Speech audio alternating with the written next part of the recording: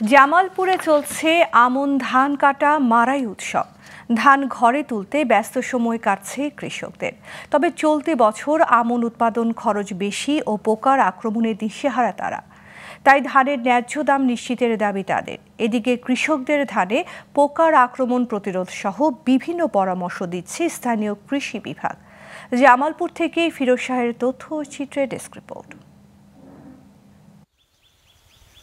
জামালপুরের ৭ উপজেলায় ঘরে ঘরে চলছে ধান কাটার উৎসব। নতুন ধানের মিষ্টি ঘ্রাণ ছড়িয়ে পড়েছে চারপাশে। এ জেলায় এবার আমন ধান চাষ হয়েছে ১,১৪,০৬০ হেক্টর জমিতে, যা লক্ষ্যমাত্রার চেয়ে বেশি। তবে উৎপাদন খরচ, সার, কীটনাশকের দাম বেশি হওয়ায় দিশেহারা কৃষক।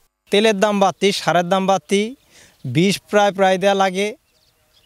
সেজন্য আঙ্গুরের ধান চাষি করে লাভ নাই। তাই এখানে যা পাই তাই এটি দিয়ে আপনার ধান লাগাই, লাস্টে ফলন পাই না। সারের দাম বাড়তি, সব ধরনের খরচ বাড়তি দিয়ে আমাদের তো এইভাবে পুষাইতেছে না আবাদ করিয়া। ধানের বাজারটা একটু